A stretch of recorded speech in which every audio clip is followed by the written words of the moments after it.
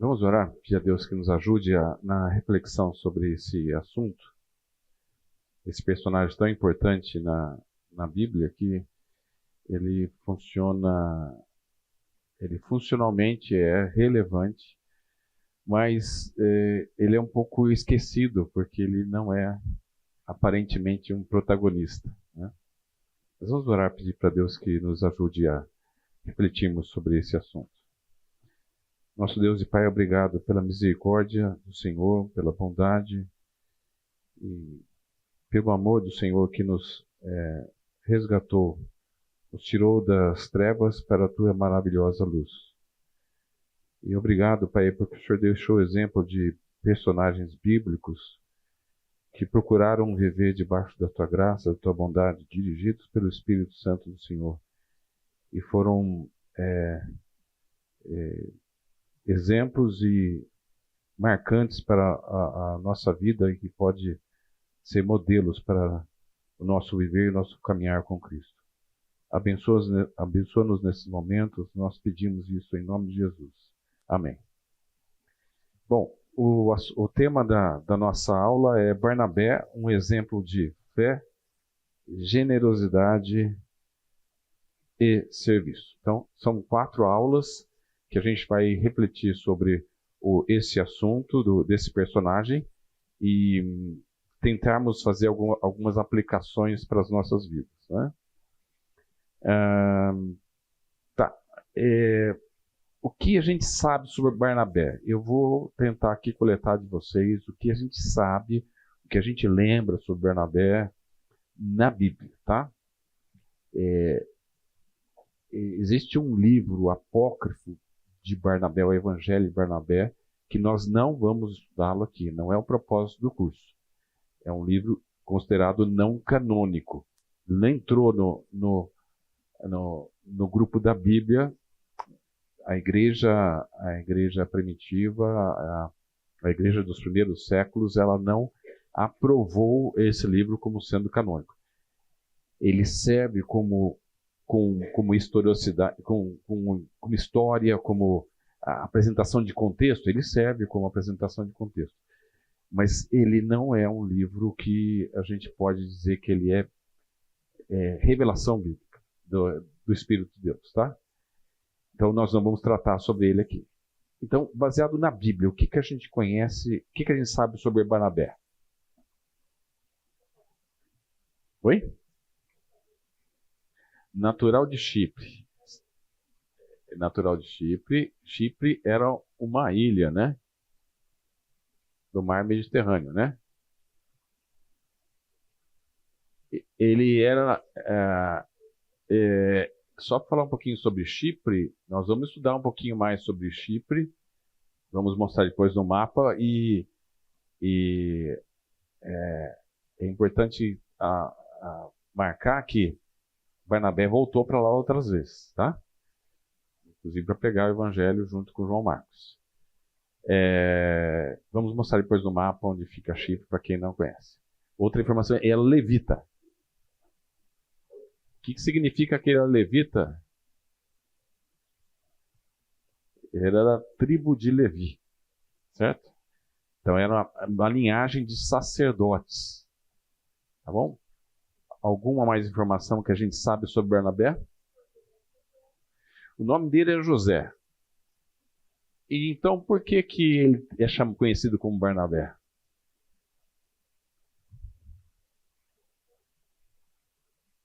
Os apóstolos o apelidaram de Barnabé. O que quer dizer Barnabé? Encorajador, consolador, né? Nós vamos estudar um pouquinho sobre isso também. Vamos destrinchar um pouco mais sobre esse assunto, tá? Barnabé. O que mais que a gente sabe sobre ele? Além dessas características, assim, o que vocês veem que ele fez, ou como ele atuou, como ele se comportou? Se ele foi um cara perfeito, sem falhas, ou com falhas, o que vocês veem? Ele era conhecido também como um bom e piedoso. que a gente pensa sobre piedade? O que é piedade? Vem da palavra pio, que é aquele que procura ter fé, procura acreditar nos princípios da piedade que envolve o temor a Deus, tá? Então ele era conhecido como um homem piedoso, bom. Deram os apóstolos deram o nome dele de Consolador. A gente está tendo algum perfil mais ou menos de quem era Barnabé, não é verdade? O que mais que a gente lembra dele?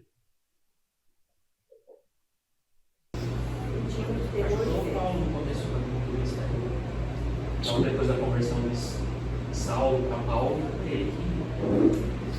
ele que acolheu, exatamente, ele acolheu Saulo. Saulo era um fariseu da tribo de Benjamim. Lembra que Saulo quer dizer Saul. E ele foi perseguidor da igreja. E de repente ele se converte, Atos capítulo 9, uma conversão marcante. E ele pregou em Damasco, a caminho de Damasco ele se converteu. Ele pregou veementemente Cristo crucificado, ressurreto. Apesar de terem ouvido isso, os apóstolos ficaram com medo. Quem foi lá acolher o Saulo e introduzi-lo aos apóstolos foi Barnabé. A gente está começando a ver um desenho de um cabra macho, né? Assim, oi? Encorajador. Tá vendo? A gente está começando a desenhar um perfil de alguém assim que é raiz. Um cristão raiz mesmo. Concorda comigo? Não era um cristão Nutella. Era um cristão ponta firme. Então vamos lá. A Suzana disse outra coisa também. Temor e fé. Obrigado. Acolhedor. Ele foi acolhedor em outro aspecto também, viu? Nós vamos estudar em relação ao ao primo dele, João Marcos. Nós vamos estudar essa história também, tá? Acolhedor, temor e fé.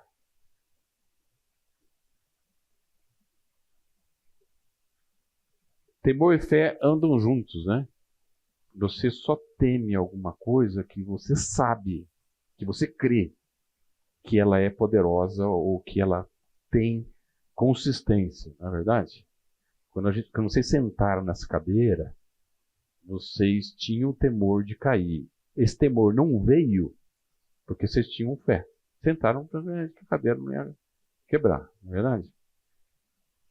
Mas o temor de Deus é porque nós temos fé nele. Né? Alguma coisa mais vocês lembram? Não? Então tá bom, não tem problema. A gente para por aqui.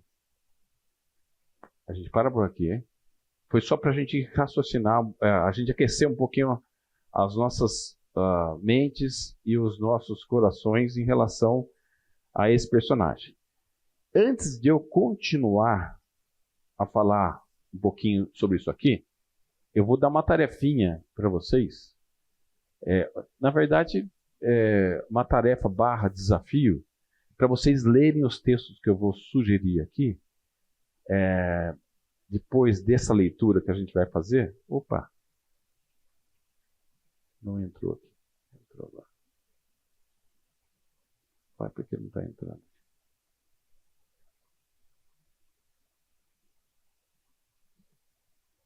Acho que vou precisar da ajuda dos...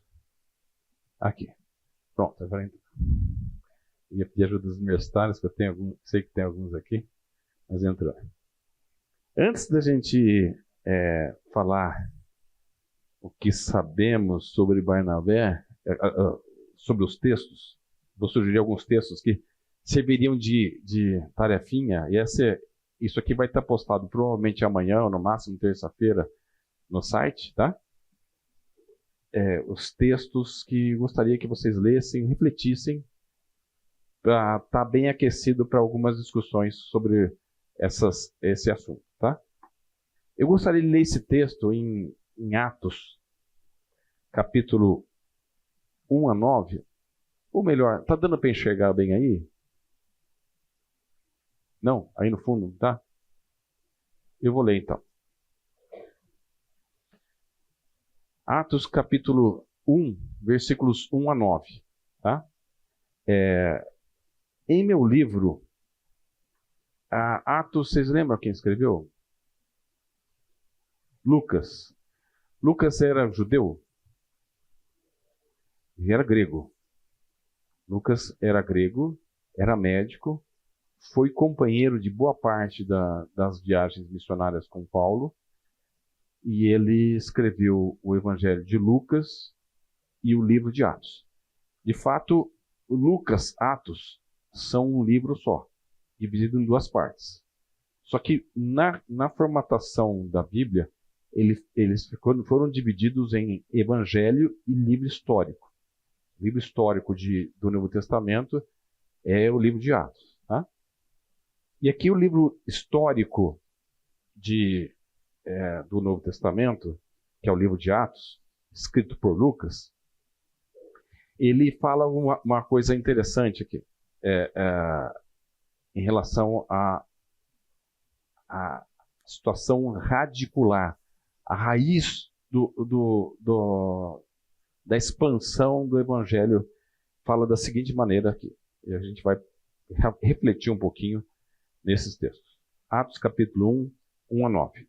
Em meu livro anterior, Teófilo, escrevi a respeito de tudo que Jesus começou a fazer e ensinar, até o dia em que foi elevado aos céus, depois de ter dado instruções por meio do Espírito Santo aos apóstolos que havia escolhido.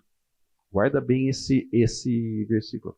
Depois de ter dado instruções por meio do Espírito Santo aos apóstolos que havia escolhido. 3. Depois do seu sofrimento, Jesus apresentou-se a ele e deu-lhes muitas provas indiscutíveis de que estava vivo. Ou seja, historicamente, Jesus realmente morreu e ressuscitou. Aliás, Lucas é considerado um baita de um historiador, né? Reconhecido não só pelos pais da igreja, mas também por outros historiadores que vieram depois dos pais da igreja. Depois do seu sofrimento, Jesus apareceu-lhes por um período de 40 dias, falando-lhes acerca do reino de Deus. Guarda isso aqui, guarda bem isso aqui. Apareceu-lhes por um período de 40 dias, falando-lhes acerca do reino de Deus. Certa ocasião, enquanto comia com eles, deu-lhes esta ordem: não saiam de Jerusalém, mas esperem pela promessa do meu Pai, da qual lhes falei. Guarda também isso aqui. Tá? Dê um destaquezinho aqui. Pois João batizou com água, mas dentro de poucos dias vocês serão batizados com o Espírito Santo. Então os que estavam reunidos lhe perguntaram: Senhor, é nesse tempo que vai se restaurar o reino de Israel? E ele lhes respondeu: não lhes compete saber o tempo e as datas que o Pai estabeleceu pela sua própria autoridade, mas receberão poder quando o Espírito Santo descer sobre vocês, e serão minhas testemunhas em Jerusalém, em toda a Judéia e Samaria e até os confins da terra. Tendo dito isto, foi elevado às alturas, enquanto eles olhavam, e uma nuvem o encobriu da vista deles.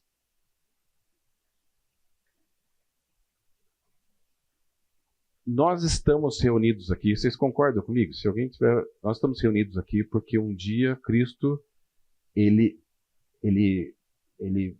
abriu a nossa mente, ajudou-nos a entender que somos pecadores, carentes da bondade, da misericórdia, do perdão de Deus, e nos trouxe das trevas para o seu reino da maravilhosa luz. Vocês concordam comigo? Nós estamos aqui porque alguém nos falou que estávamos nas trevas e Deus nos colocou para um reino da sua maravilhosa luz. Até aqui tudo bem? Tudo em ordem? Então, quais são os dois principais assuntos que Jesus tratou com os apóstolos antes de ser elevado aos céus, aqui no versículo 9? Está no texto aí.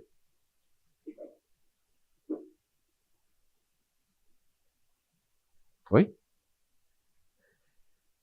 Quais dois principais assuntos que Jesus tratou com os apóstolos nesse período ele que ressuscitou e ficou por 40 dias antes dele ser assunto aos céus? Quais? Tem dois, pelo menos, dois assuntos. Para a turma espalhar o evangelho? Sim, ele pediu para. Esse aí seria um terceiro. Não, mas cabe bem, Miriam, cabe bem. Ele pediu para espalhar o evangelho, Jerusalém, Judeia, Samaria e as confins da terra. Aí, assim, nós não teremos muito tempo para tratar de um assunto específico, que é a dificuldade que teriam inicialmente nós vamos tratar um pouco mais, não muito profundamente, nós vamos tratar na terceira ou na quarta aula, se eu não me engano, sobre o assunto da dificuldade dos apóstolos de sair de Jerusalém. Até Judeia ainda passa, mas Samaria seria uma dificuldade e confins da terra também. Mas uma ordem que Jesus deu, realmente ele tratou desse assunto. Esperar o Espírito Santo. Por quê? Por que esperar o Espírito Santo? Porque foi prometido. Foi prometido, certo. Mas o que o Espírito Santo acrescentaria nesse processo todo? Poder. Dunamis. Poder para quê? O Tiago e João, uma época lá, estavam passando por Samaria, né, se eu não me engano, e os samaritanos não quiseram crer e eles chegaram para Jesus, assim, o senhor quer que a gente peça para Deus para cair fogo do céu sobre aquele povo? Eles estavam experimentando desse poder de Deus, de uma certa forma, quando os espíritos se submetiam a ele, espíritos maus se submetiam a ele, quando eles estavam podendo fazer milagres em nome de Cristo. É esse poder que ele tinha falado? Não? Que poder que é? Poder da fé? O poder que vem pela fé. Poder de falar, poder de proclamar, né? Sim.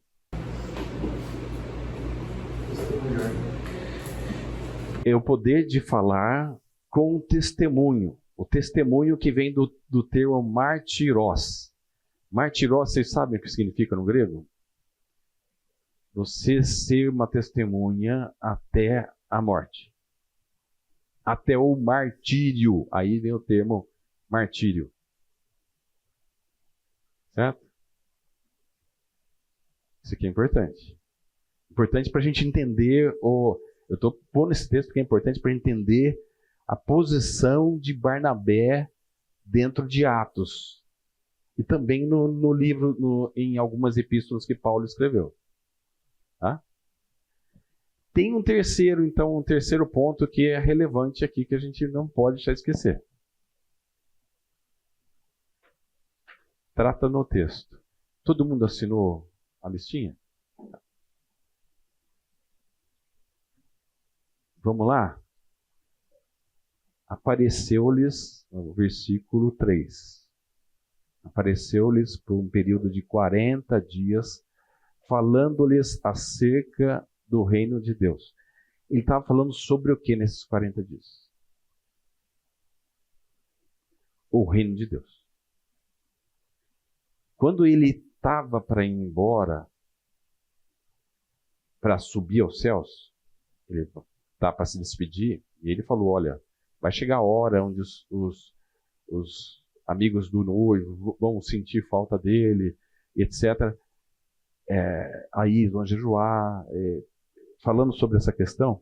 Quando ele está para se despedir, uma pessoa quando está para se despedir de outra, ele dá as recomendações mais importantes que você tem que falar. Por exemplo, se minha filha vai viajar para algum local, eu vou falar, ó, filha, você faz isso, isso, isso, aquilo, lembra que você tem que fazer isso, isso, aquilo. A gente dá as recomendações. Não faz isso? Jesus fez isso para os discípulos também. Aliás, vocês lembram o que Jesus pregava? Ele falava sobre o reino de Deus. O que significa o reino de Deus?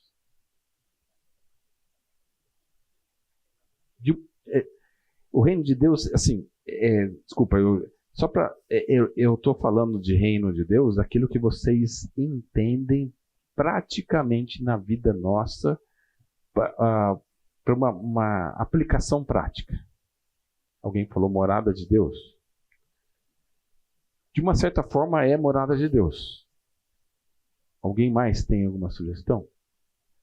Nós vamos coletar essas informações, nós vamos trabalhar com elas. Conduzir a vida de acordo com Com a vontade as regras do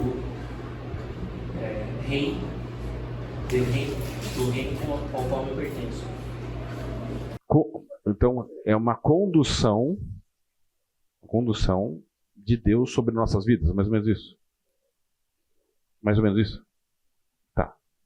Aí essa condução envolve os princípios. Justiça, paz e alegria. Sim, entre a justiça, a paz e a alegria. Mas vocês concordam que envolve, se a condução de um rei sobre minha vida, envolve os princípios dele sobre mim, né? Ou dele sobre a nossa comunidade aqui reunida para estudar aquilo que nós estamos estudando. Concorda com isso? Só que tem um problema aí.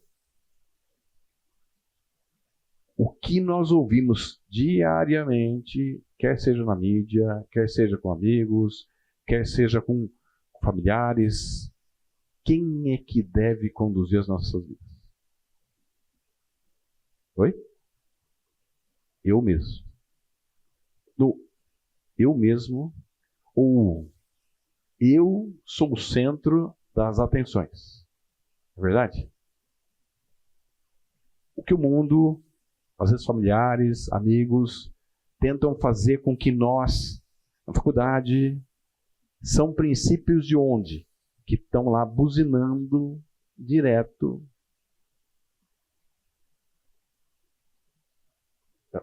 Só um parênteses, minha esposa está fazendo faculdade de pedagogia. Não vou citar a faculdade qual é, por questão de ética, está sendo filmado.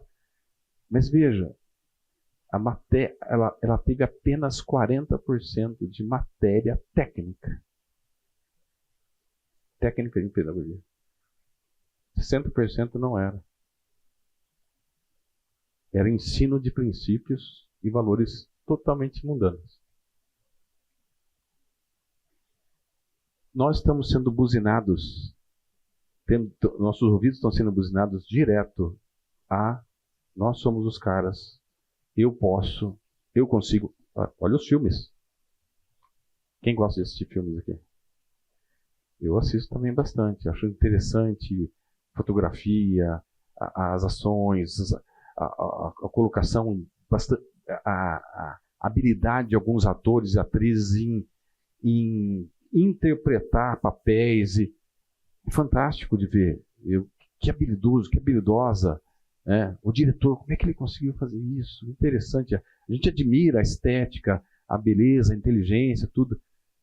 Mas por trás desses filmes tem lá valores que não são do reino de Deus.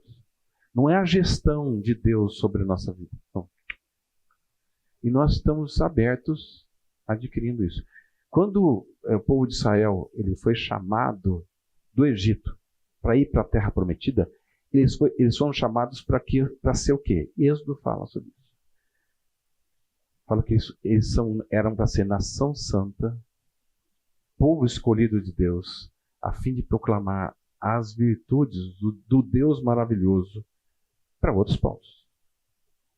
Pedro reforça isso depois para a igreja, que é a função dela.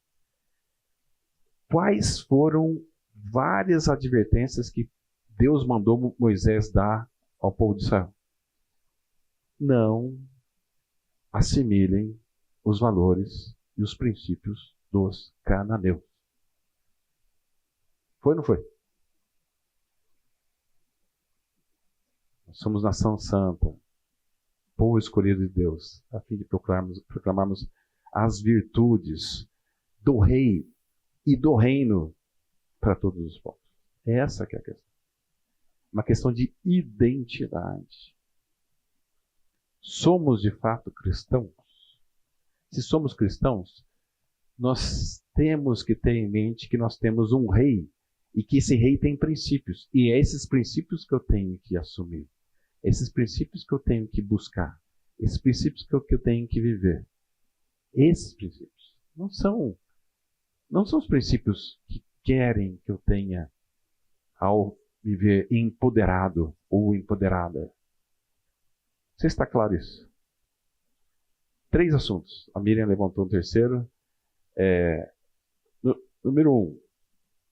Jesus falou sobre a descida do Espírito Santo, que daria dunamos, poder, para proclamarmos o quê? O segundo assunto. Vivemos, veja, o Espírito nos dá poder para dizermos não ao pecado e aos princípios mundanos ao invés dos princípios de Cristo. E nos dá poder para proclamarmos, que seria a terceira ação. Jerusalém, Judeia, Samaria e até os confins da terra. Certo? Dúvidas, colocações, observações? Até aqui tudo bem? Vamos andar um pouquinho? Não tenho a expectativa nesse ponto dos textos bíblicos. Eu vou citar todos os textos bíblicos onde Barnabé é descrito lá. Tá? Não tenho expectativa de esmiuçar todos eles. Vou falar de uma maneira superficial, porque nós vamos tratar cada um deles durante essas 4 aulas que nós vamos abordar. O objetivo é a gente ter uma noção e desafiá-los nesses textos aqui, em Atos e nas epístolas paulinas, pelo menos 2 ou 3, vocês lerem, tá bom? Então vamos lá. Livro de Atos, capítulo 4, capítulo 9, capítulos 11 a 15. O livro ele fornece narrativas a respeito do ministério de Barnabé. E quanto esse ministério pode influenciar-nos, tá? 4, 36 a 37, ele fala sobre a generosidade de Barnabé. Aqui não colocou diretamente generosidade, mas a gente podia classificar como um homem bom.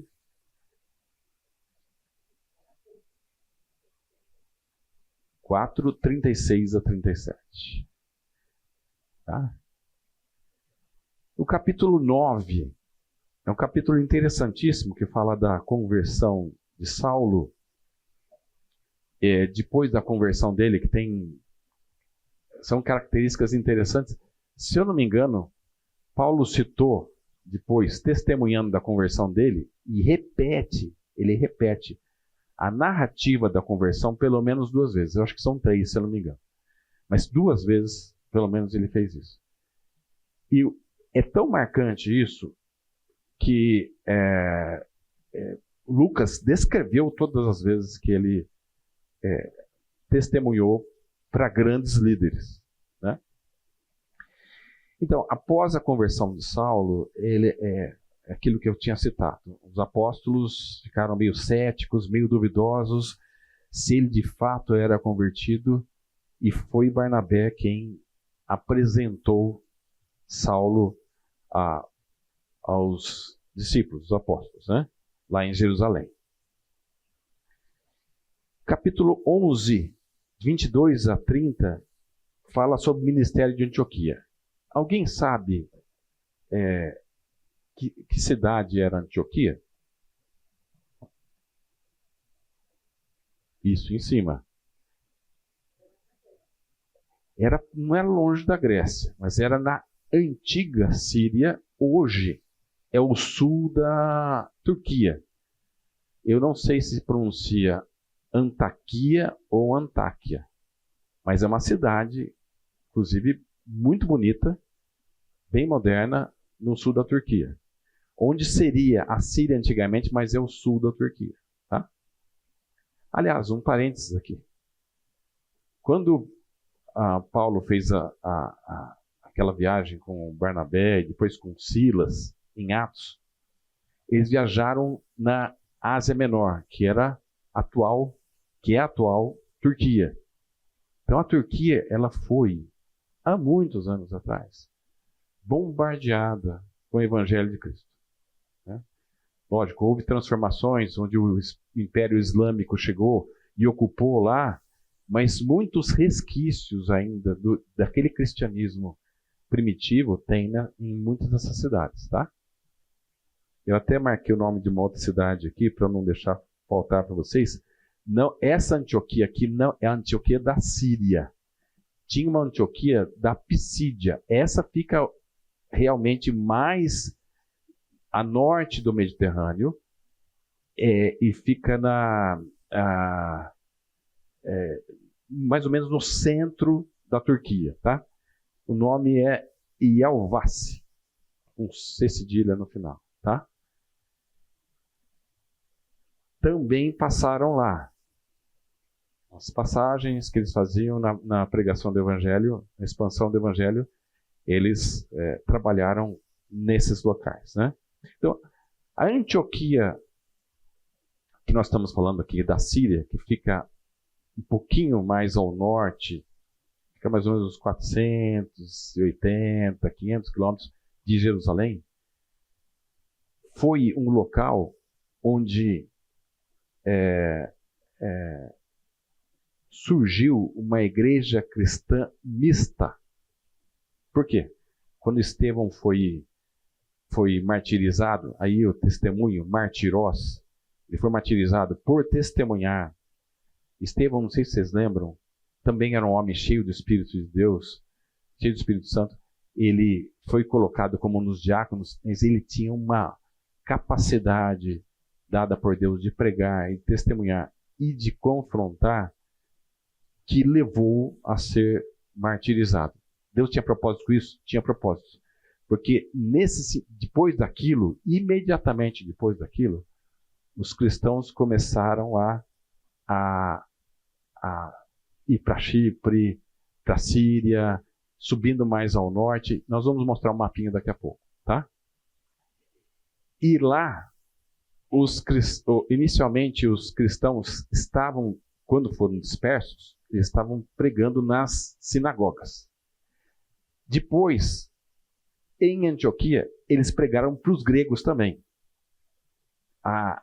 Naquela época, apesar de ser na região da Síria, o alcance do Império Grego, a influência do Império Grego, alcançou aquela região toda. Então tinha muitas pessoas de fala grega e descendentes de gregos.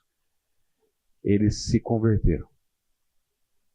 E quando precisaram de alguém que pudesse dar um suporte da palavra de Deus, um suporte de consolar, exortar, admoestar, ensinar, conduzir, um supervisor, um episcopos, um pastor.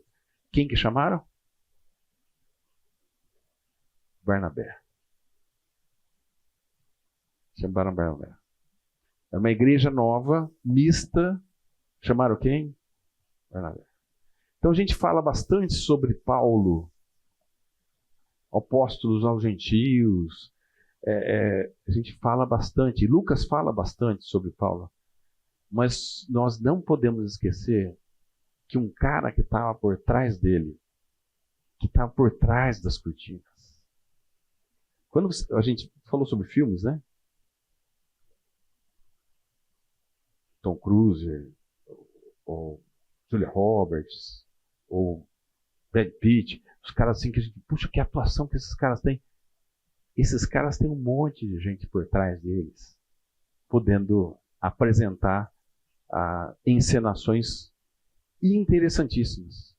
Barnabé é um desses caras.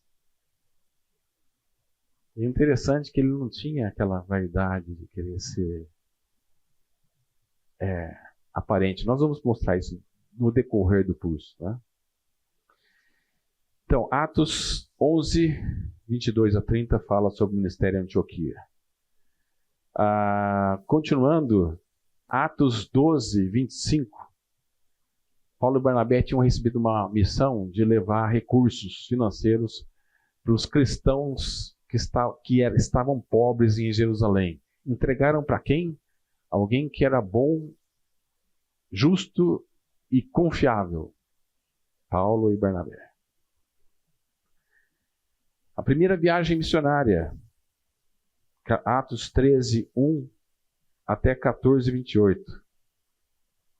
Ali estava dizendo, o Espírito separou Paulo e Barnabé para a obra que a ele tinha preparado, que o próprio Espírito tinha preparado.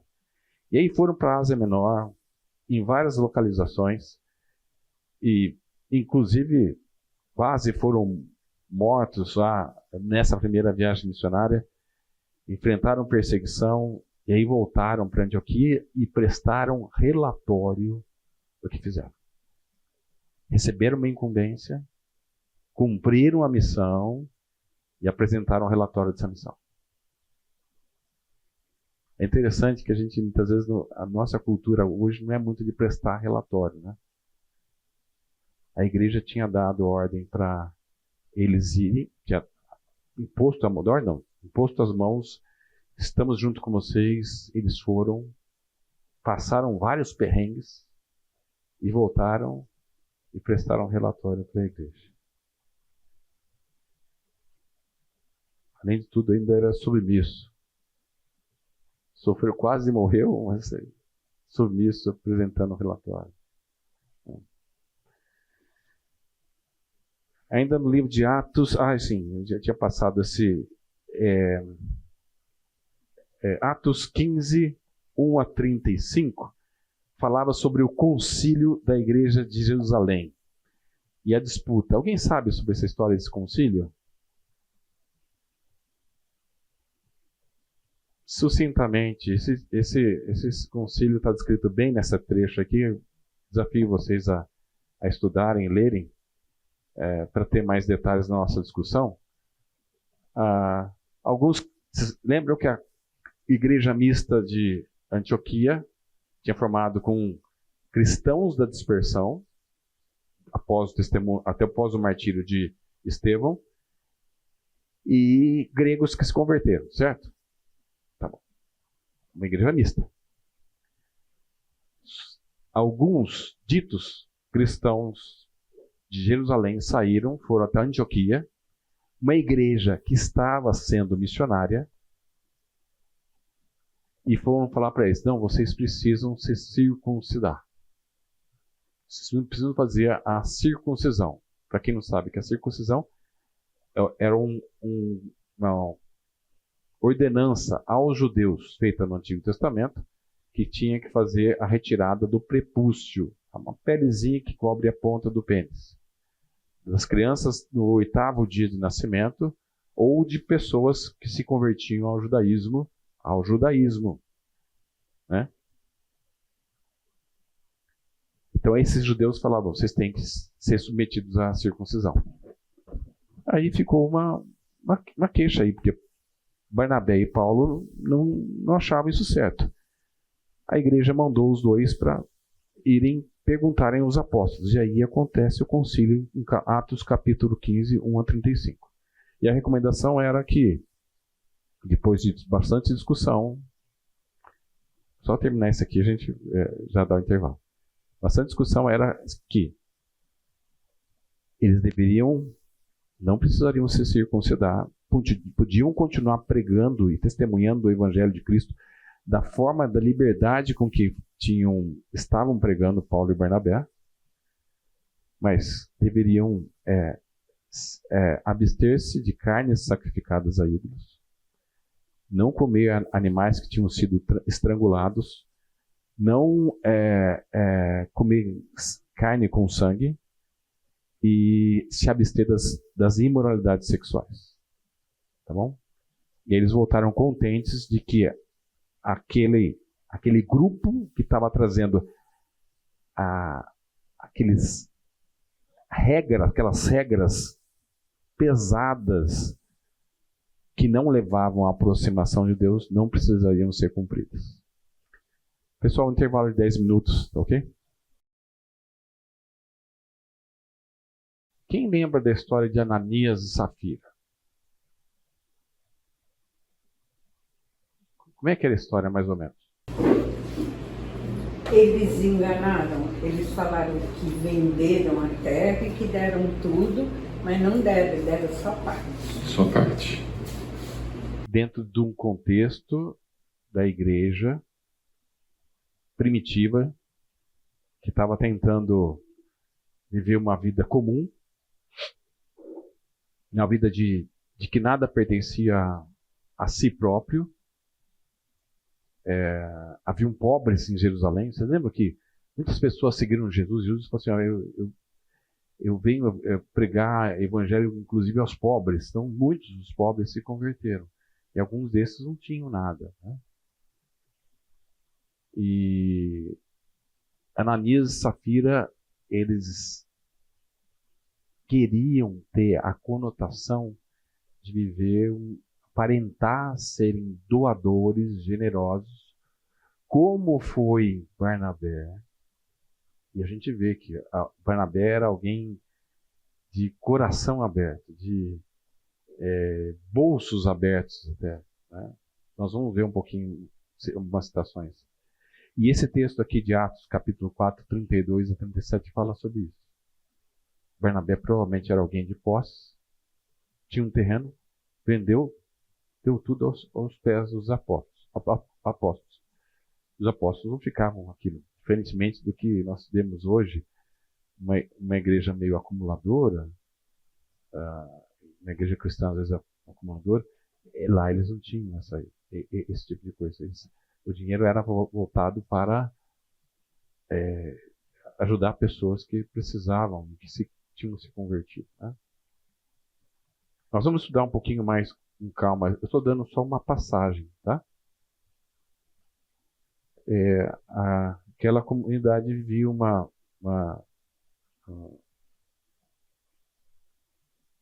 Desculpa, eu pulei uns textos aqui. Eu me adiantei um pouquinho. Perdão. Eu pulei essa parte aqui que eu vou citar rapidamente. Essa parte era para começar na segunda etapa. Textos que a Barnabé ainda é citado. Epístolas de Paulo, Gálatas, 1 Coríntios e Colossenses. Gálatas. Paulo lembra aos Gálatas que eles não deveriam seguir um evangelho com regras judaicas, mas sim o evangelho da liberdade em Cristo. A fé que temos em Cristo nos salva, nos liberta, nos dá uma entrada ao reino de Deus. Não precisamos guardar sábado, não precisamos cumprir a circuncisão, não precisamos cumprir regras, como me foi lembrado aqui, para poder observar. Porque assim a gente faz uma ligação legal com isso, né? E Paulo chamou a atenção de Pedro e Barnabé nesse texto aqui. Vale a pena ler para a gente entender o que estava acontecendo, tá? De passagem. Em 1 Coríntios, Paulo fala sobre Barnabé, elogiando. Ele elogiava por quê? Alguém sabe? Lembra? Ele fala assim: porque só Barnabé e eu temos que pregar o evangelho não dependendo da igreja. Os outros apóstolos dependiam do sustento da igreja. Paulo e Barnabé não. Dependiam ou dos seus próprios recursos ou dos recursos que eles conseguiam. Paulo, inclusive, era fazedor de tendas. Ele ganhava dinheiro com isso. E ele até falou para Coríntios, 1ª e 2ª Coríntios, que ele não queria ser pesado à igreja de Corinto. E ele até falou que eu me orgulho pelo fato de não depender de vocês nesse sentido. Para dizer que eu não barganhei o evangelho. Não mercantilizei o evangelho. Ele até fala assim, que soldado que vai para a guerra e não depende do seu soldo. Né? Alguém que era de mão aberta, de coração despojado dos bens materiais. Será que nós estamos vivendo um cristianismo generoso ou despojado do materialismo que é tão fortemente pregado para a gente, ensinado aí no mundo? É uma pergunta que a gente tem que responder. E Barnabé nos ensina um outro propósito, uma outra proposta, um outro modelo. Né? Colossenses capítulo 4, 10. Nós vamos falar um pouquinho sobre a briga que teve entre Paulo e Barnabé, e o motivo é que João Marcos, primo de Barnabé, na primeira viagem missionária, no meio dela, ele tinha aberto a mão de continuar na viagem. Ou seja, ele fraquejou. O que escreveu Marcos. João Marcos é o que escreveu o Evangelho de Marcos. Exatamente. Ele era jovem, ainda provavelmente imaturo. Pedro o discipulou bastante. Barnabé teve bastante trabalho com esse rapaz. Mas depois de quando foram para a segunda viagem missionária, Paulo queria levar Barnabé, mas Barnabé falou assim, ó, tudo bem, Paulo, nós vamos juntos, mas vou levar o João Marcos. Aí Paulo falou, não, João Marcos não. Não quero João Marcos não. E eles brigaram por causa dessa questão. Barnabé e João Marcos foram para Chipre, de onde Barnabé era provindo, e Paulo fez a segunda viagem missionária, visitando as igrejas que eles tinham ido na primeira viagem e ampliando um pouquinho mais. Tá? Apesar disso tudo, desse conflito que tiveram, eles se acertaram. E um dos reconhecimentos que os teólogos falam que se acertaram está escrito em Colossenses capítulo 4, versículo 10, onde Paulo elogia João Marcos. Aquele que ele tinha reprovado, que ele tinha, vamos dizer assim, não desejado como companheiro, ele reconheceu como sendo útil, muito útil. Ou seja, alguém trabalhou com o menino para ele poder se tornar útil. Talvez Paulo não tivesse a paciência que Barnabé teve, ou a fé e entender que aquele rapaz tinha potencial. Né? Ou que o Senhor poderia agir nele. Né? Até aqui, alguma colocação? Fizemos uma passada. Sugiro que vejam depois esses textos. Vou entrar agora no aspecto que seria a segunda etapa do nosso estudo. E como eu falei, eu tenho gordura para queimar. Se alguém quiser parar, fazer uma pergunta, uma colocação ou alguma observação, fique à vontade. Eu vou repetir aqui para ser gravado. Tá? Tem dois aspectos que eu quero trabalhar na segunda etapa. Um deles é esse aqui, a manifestação da graça, a generosidade prática. Vamos lá. Atos capítulo 4, 32 a 37. Eu vou ler aqui, tá bom? Se quiserem acompanhar comigo, eu vou ler na NVI. Da multidão Veja, aqui nós estamos falando bem do começo da igreja cristã. Já tinha ocorrido a descida do Espírito Santo, 3.000 tinham se convertido, depois mais estavam se convertendo. E aí o texto fala o seguinte: da multidão dos que creram, uma era a mente e um o coração. Eles eram unidos. Tinha uma mente e um coração. Aliás, as epístolas de Paulo falam para nós termos uma mente, um só coração.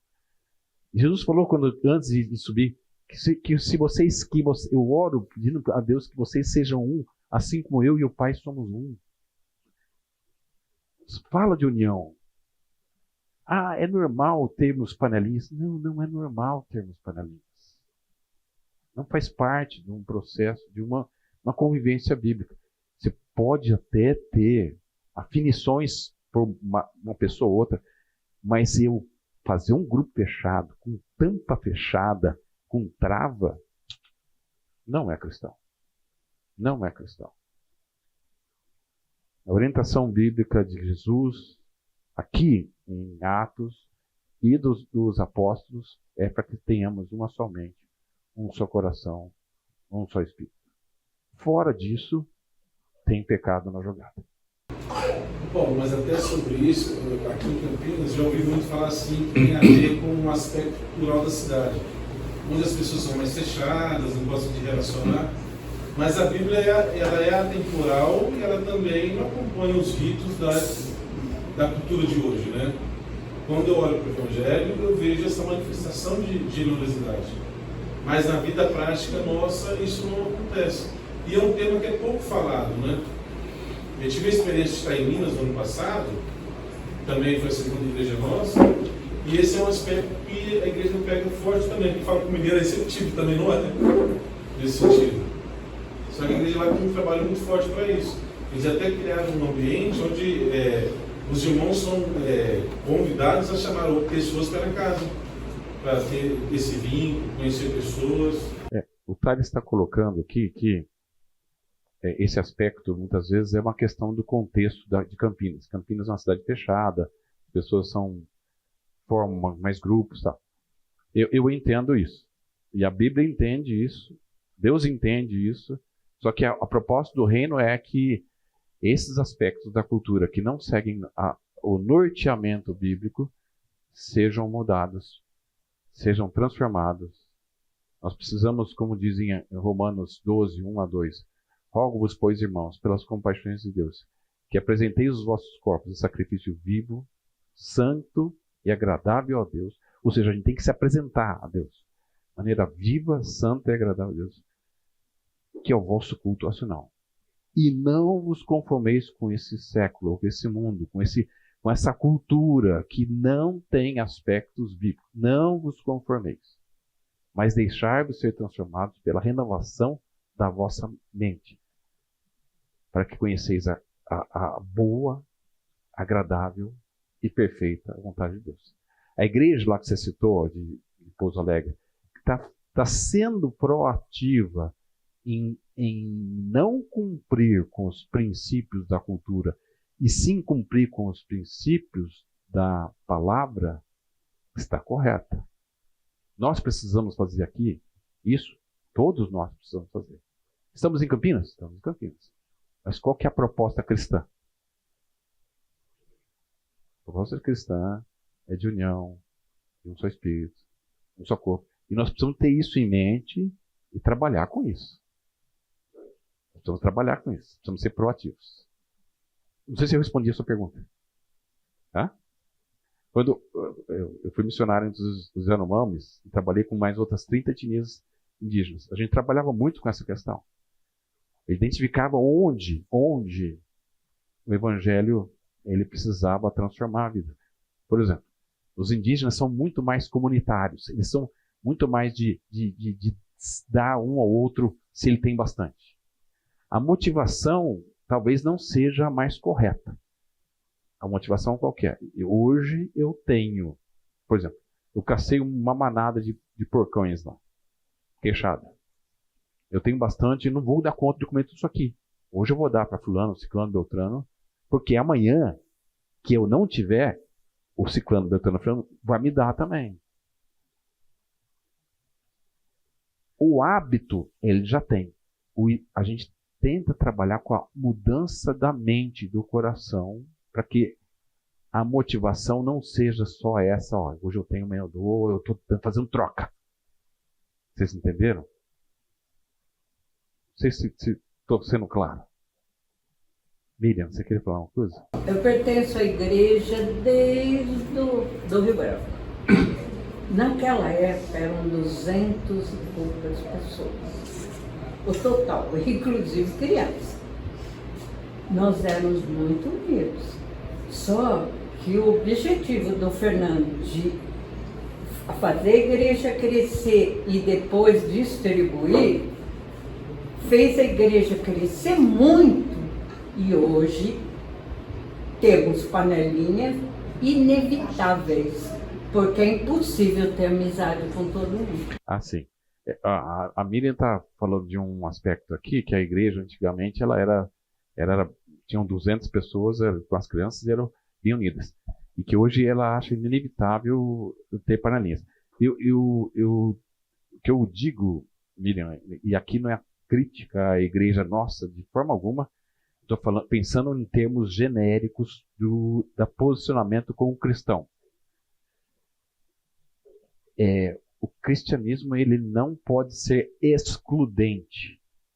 Quando a gente vê em Atos, que começou a ter diferença, Atos 6, diferença entre as viúvas gregas, eram judias, mas que eram do mundo helênico, que não de Jerusalém, e as viúvas de Jerusalém, estava tendo uma diferença, eles elegeram 6 homens como diáconos para poder fazer algo justo, que fosse equilibrado, né? Para que os apóstolos continuassem estudando a palavra, gastarem tempo em oração e leitura da Bíblia, das Escrituras, certo? Até aqui tudo bem? Você tem a tendência à divisão vai sempre existir. Tiago capítulo 4 fala: de onde vêm as guerras, as divisões, as brigas que há entre vocês, senão da cobiça que há no coração de vocês? Então, nós vamos ter que sempre lutar contra isso. Sempre. Não sei se eu estou sendo claro. Quando eu vejo, nós não vamos ter amizade com todo mundo. Aliás, eu nem sei o nome de todos aqui. Mas eu não estar aberto a receber, acolher ou ajudar qualquer um de vocês aqui, se vir que está nesse estado, isso está errado. Eu ter pensamentos e brigas diferentes, inclusive por questão política, econômica, seja por coisa, onde nós não temos a prioridade do reino sobre essas coisas mundanas, não é carnal, é pecado. Não sei se estou sendo claro. Então, em função dessa comunidade, com essa interação, houve uma fomentação de uma construção de algo que se expandiu. Uma comunidade de amor, uma comunidade generosa. E um dos exemplos é aqui, Barnabé.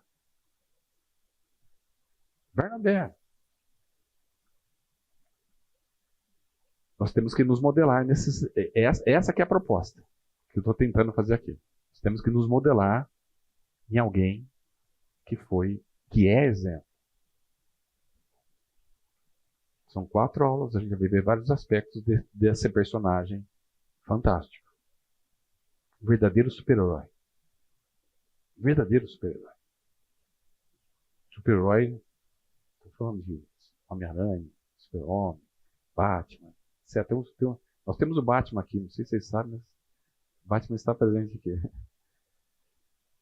Brincadeira com meu irmão aqui. Quando a gente era pequeno, ele era o Batman e eu era o Robin, né? Então, isso é da série, porque os filmes Batman novos não tem o Robin, né? Mas antigamente, uma série da década de 60, antiga. Tá? Aliás, tem alguma streaming aí, você sabe? Deve ter no streaming. Bom, Vou terminar aqui. 33 a 37. Com grande poder, os apóstolos continuavam a testemunhar da ressurreição do Senhor Jesus, e grandiosa graça estava sobre todos eles. Não havia pessoas necessitadas entre eles, pois os que possuíam terras ou casas as vendiam, traziam o dinheiro da venda, e o colocavam aos pés dos apóstolos, que o distribuíam segundo a necessidade de cada um. José, um levita de Chipre, a quem os apóstolos deram o nome de Barnabé, significa encorajador, vendeu um campo que possuía, trouxe o dinheiro e colocou aos pés dos apóstolos. Generosamente. Deu lá. Porque sabia que aquilo era um excelente investimento. A convicção de aquele reino que estava crescendo, que iria se expandir, era o reino verdadeiro. E o reino não é desse mundo. É um reino que tinha poder, tinha transformação, tinha mudança de propósito, tinha libertação dos pecados, tinha proposta de uma vida com Deus, etc. Então a comunidade primitiva, ela vivia em grande união e generosidade.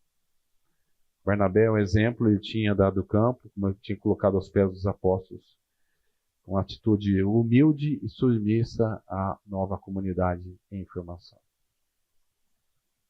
Então, a manifestação de graça, de generosidade e de amor. O primeiro conceito que eu queria dar aqui para vocês é o seguinte. Comparado com Ananias e Safira, e veja, o texto de Ananias e Safira veio na sequência, e Pedro, quando apontou, Pedro percebeu que Ananias tinha mentido não só a comunidade, não só os apóstolos, tinha mentido a Deus. Ele falou em Atos capítulo 5, versículo 4, falando sobre aqui, eu vou ler do versículo 3, 5. Então perguntou Pedro: Ananias, você permitiu que Satanás enchesse o seu coração a ponto de você mentir ao Espírito Santo e guardar para si uma parte do dinheiro que recebeu pela propriedade? Ela não lhe pertencia? Aqui ele fez uma pergunta retórica. É lógico que pertencia. Pertencia a você. E depois de vendida, o dinheiro não estava em seu poder? Ele continuava sendo seu? Continuava sendo seu. O que levou a fazer tal coisa? Você não mentiu aos homens, mas sim a Deus. Ele mentiu também aos homens, mas prioritariamente o principal pecado foi ter mentido para Deus. Ou seja, aquele terreno poderia, aquele dinheiro, parte dele, ele poderia reter. Estou dando uma parte aqui. Eu quero dar uma parte. E quero reter. Eu quero ter segurança. Ele tinha essa liberdade. Ele tinha essa liberdade. Mas ele quis transparecer o quê? A generosidade, ter a fama que Barnabé tinha. Certo? O pecado de Ananias contrastado com a generosidade de Barnabé. Bom,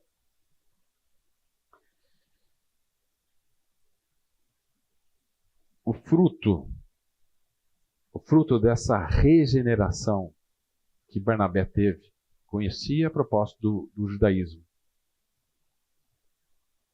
entendeu que o Messias era Jesus Cristo de Nazaré, com a proposta de um reino diferente, onde os princípios não eram mais humanos, e sim os princípios de Deus, fez com que ele tomasse uma atitude de servo, submisso, mordomo.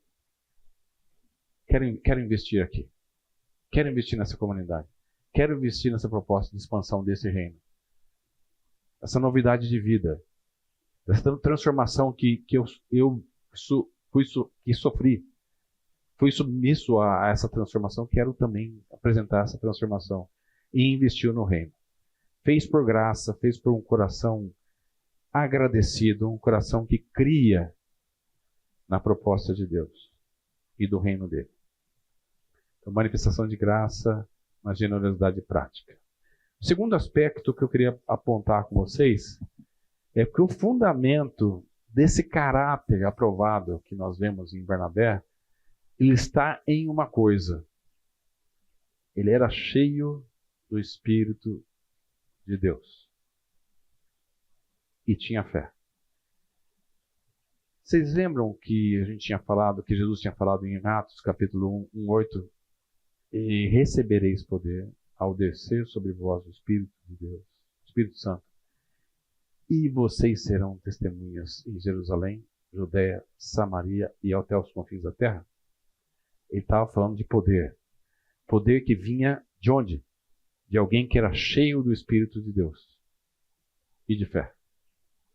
Aliás, um dos aspectos do fruto do Espírito é a fé. E sermos cheios do Espírito de Deus nos dá, entre várias características, a fé. Então quer dizer que, você está querendo dizer, Paulo, que nós temos que buscarmos ser cheios do Espírito Santo? Sim. Efésios 5:18. Alguém pode ler para mim, por favor?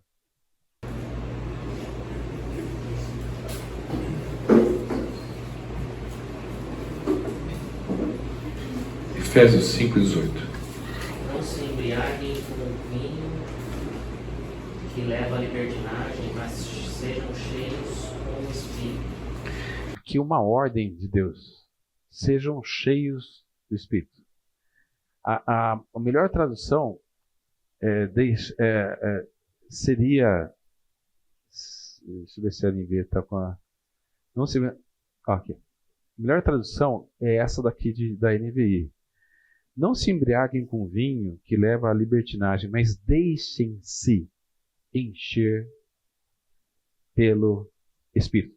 Deixar-nos encher com o Espírito envolve eu esvaziar-me dos meus princípios, dos meus valores, das minhas vontades, das minhas cobiças, dos meus planos, para que sejam os planos de Deus, a vontade de Deus, os valores de Deus e os princípios de Deus. Isso é o reino de Deus em nós. Está claro? Quando nós deixamos que Deus domine a minha vida, nossas vidas, deixamos que Deus dirija os nossos passos, dirija aquilo que a gente vai fazer, que a gente tem intenção, Deus muda o nosso coração. Deus nos revela mais sobre Ele. Deus nos dirige e nos dá poder para testemunhar.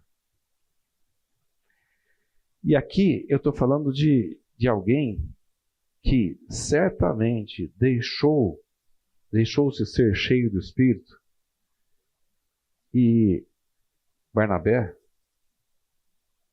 e pôde ser tão útil como a gente já tem falado. E vamos ver mais durante esse curso. Atos 11, 19 e 24.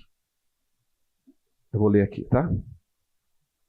Os que tinham sido dispersos por causa da perseguição desencadeada com a morte de Estevão, chegaram até a Fenícia, Chipre e Antioquia, anunciando a mensagem apenas aos judeus.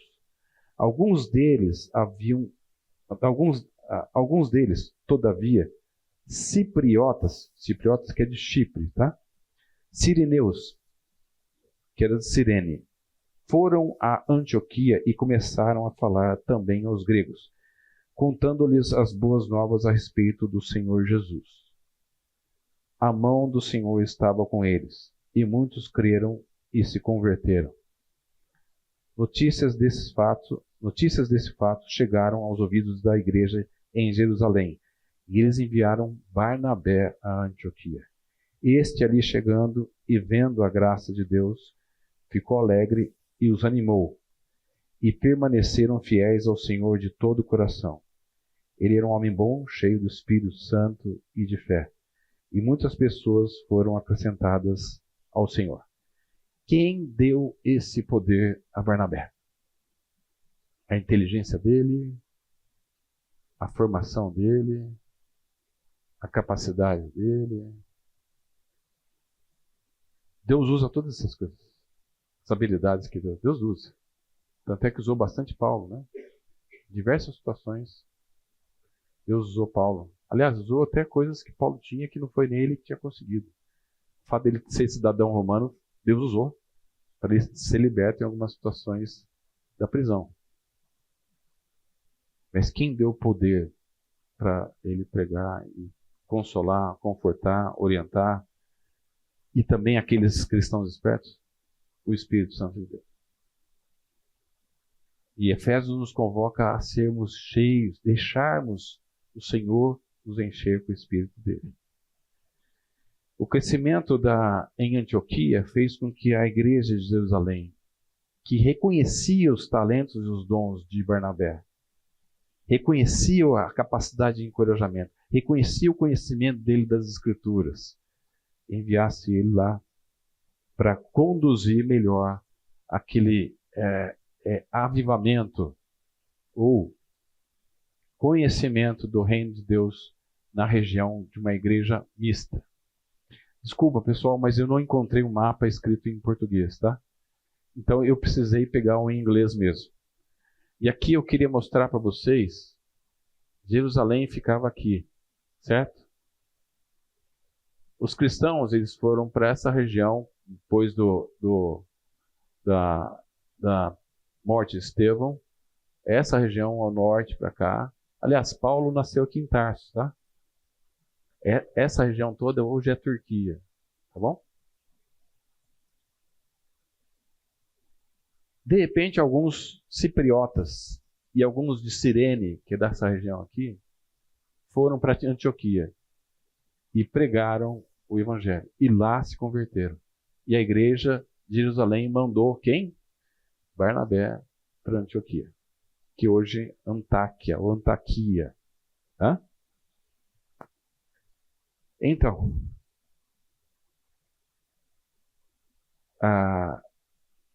Barnabé foi enviado em função do avivamento que tinha em Antioquia. E o versículo 23, vendo a graça de Deus, alegrou-se e exortava a todos a permanecerem com firmeza de coração. A gente vê a graça de Deus atuando num homem que era pecador. Eu sei que ele é pecador? Todos somos pecadores. Um dos exemplos de que ele era pecador é que ele fraquejou na questão lá que Paulo o advertiu em Gálatas. Tá bom? Apesar de ser cheio de Espírito, apesar de ser alguém que segue a Deus, a tensão que nós temos de viver na carne, ela sempre vai acontecer. Por isso que a ordem de Deus é: deixem-se ser cheios do Espírito. Deixem-se ser cheios do Espírito. Porque senão a carne vai dominar. A carne vai dominar. Saiba disso. A carne e os princípios dela. Isso não é só eu que passo. Eu sei que vocês passam também. E nós temos que lutar contra isso. Então, quando nós falamos sobre a questão da panela, a panela, qual que é o problema da panela? É que eu fecho aqui e ninguém mais entra. A pessoa, se Paulo tivesse esse tipo de conduta, Saulo não. Ele foi acolhedor. Então, o acolhimento faz parte de uma proposta de uma vida cristã. Certo? Vamos lá. Homem de bem, cheio de espírito, bom caráter, integridade moral, cheio de espírito, dependência de Deus. Uma dependência que procura diariamente, eu tenho um reino a quem eu tenho que me submeter. De fé, de confiança na providência de Deus. A perspectiva bíblica aqui é que a plenitude do Espírito não é algo opcional que nós temos que ter. É uma ordem. É uma ordem para a gente cumprir com o mandamento que Deus nos deu. Nós fomos salvos pela graça, vocês concordam? Mediante a fé. Isso é um dom de Deus, não é verdade? Mas nós somos salvos para quê? para proclamarmos as virtudes de Deus. Alguém pode ler lá em Efésios 2, 8 e 9 para a gente, por favor? Efésios 2. 8 e 9. Pois pela graça vocês são salvos por meio da fé, e isso não vem de vocês, é dom de Deus. Não por obras, mas para que ninguém se glorie. 8, 9, né? Isso. Nós somos salvos para vivermos as boas obras.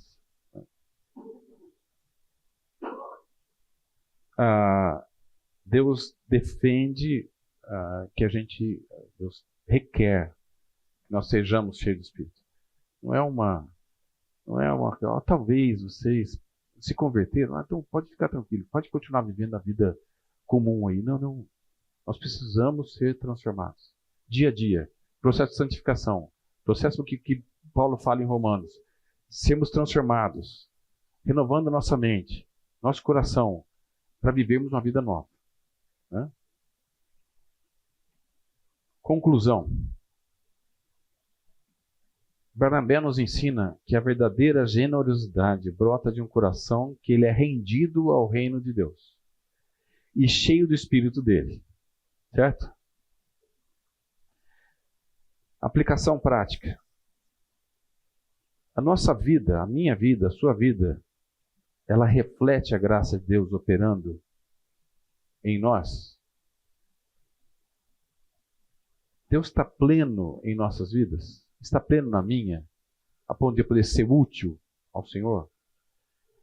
Isso é